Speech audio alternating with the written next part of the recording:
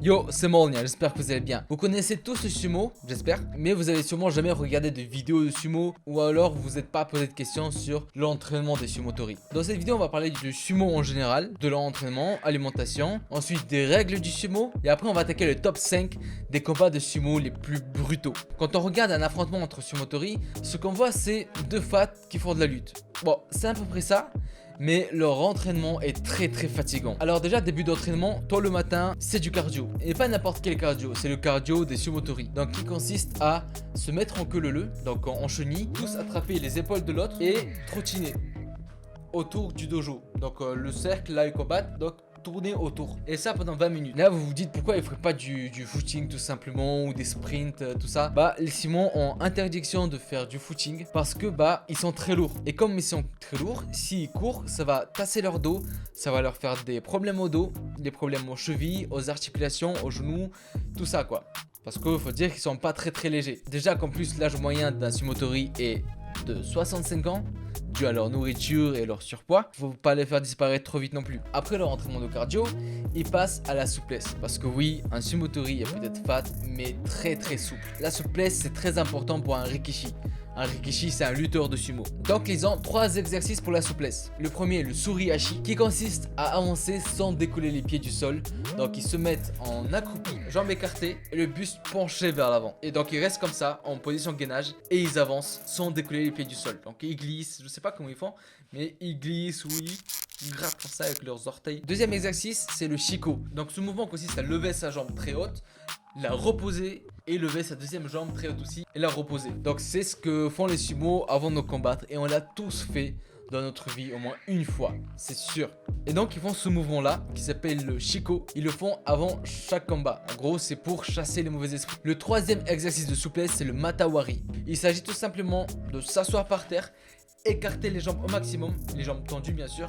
Ensuite l'objectif c'est de poser le buste au sol. Et donc là ça travaille tous les adducteurs, ça tire tous les muscles. Puis après leur entraînement de souplesse, ils passent à l'entraînement de force. Et là leur premier entraînement de force c'est devant un poteau de bois, de mettre des grosses baffes sur le poteau de bois. Et vous allez voir pourquoi ils s'entraînent à mettre des gifles, c'est pas pour rien. Bon allez, je vous montre un petit extrait là maintenant.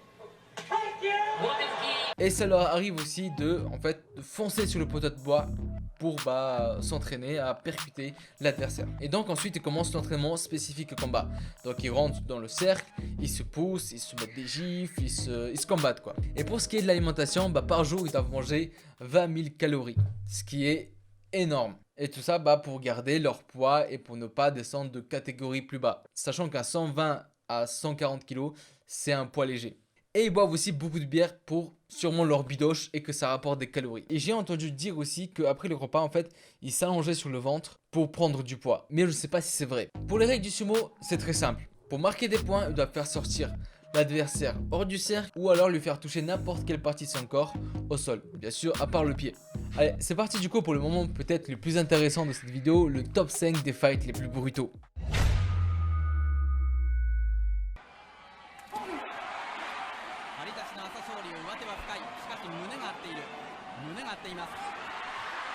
Ouh là là là là là. Qui va soulever l'autre en premier? Oh.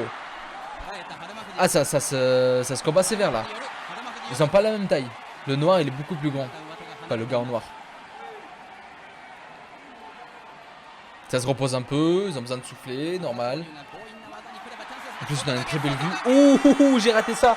Du coup je vais revoir parce que j'ai raté ça en regardant la caméra.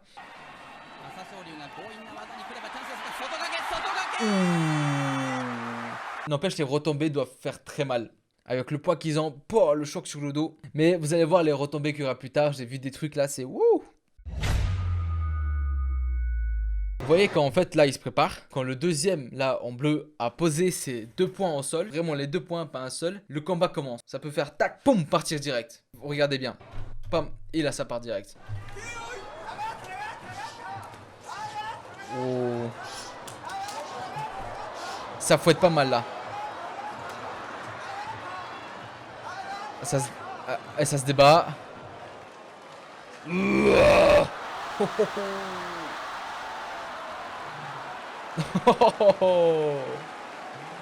Tu m'étonnes qu'ils sont pris pour des demi-dieux au Japon. Ils sont tellement énormes, tellement féroces. Le pauvre, il est trop deg. Oh, le ralenti. Spin.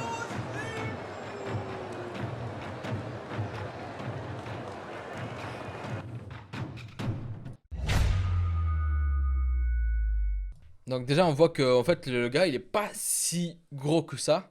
Enfin il est pas aussi énorme que le Sumotori d'en face. Regardez la différence.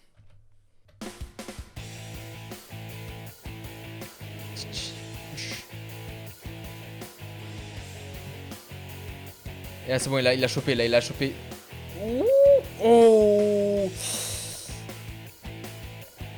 Ah, j'ai mal pour le dos du plus fat. Regardez bien. Il est tombé sur la pointe, sur l'arrêt du truc là. Avec son dos. Ah non, c'est un deuxième combat. Ouh, ouais.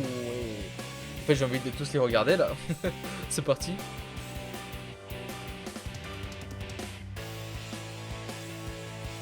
Ça se débat. Oh. Je suis choqué parce qu'il est pas si fat que ça en vrai. Il est plutôt fin. Oh.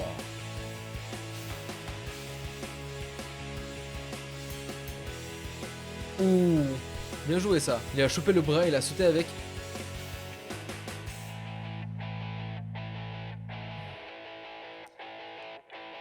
Ah.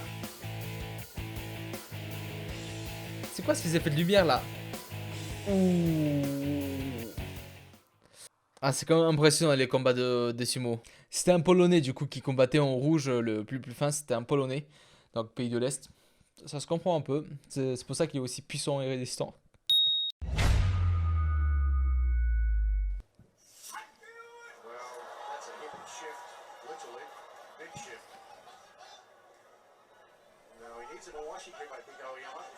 Ah, ça résiste fort en face. Ouh, heureusement qu'il est souple là. La souplesse l'a sauvé. Ah, je crois qu'on a un problème là. Il s'est fait très mal, je crois. Ah, ouais, j'ai mal pour lui. Ouh, il s'est fait très mal. J'espère qu'il va nous montrer un petit ralenti. Et tout son poids là-dessus. Clac. Ah non, ouais, c'est ça. C'est le bleu qui a perdu, il a posé l'avant-bras avant. Du coup, bah, l'autre il a gagné, mais ça lui a valu un SKO. Le top 1 des combats les plus brutaux, du coup, on m'a mis celui-là. Là, il va poser les mains et bam, ça va partir. Oh, ça se met des gifles sévères là. Ouh, la belle gifle.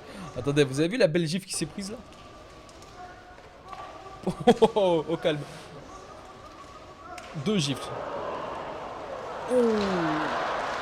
Ah ouais, il a pas respecté, il a poussé dans le vide.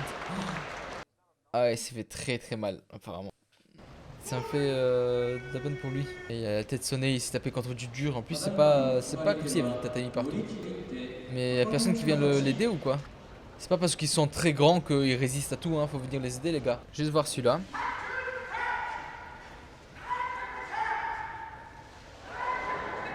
Il y a un coq derrière qui crie. Oh. Ouh là là, c'est vert tout ça là. Qu'est-ce qui se passe? En même temps, ils ont leur truc là, le cercle. Et juste à côté, en fait, c'est le vide total. Faites-le sur une falaise aussi, non? Tant que vous y êtes. J'ai envie d'essayer quand même le sumo. Ça me donne envie. Bah, la tenue, j'avoue, ça me donne pas envie de la mettre.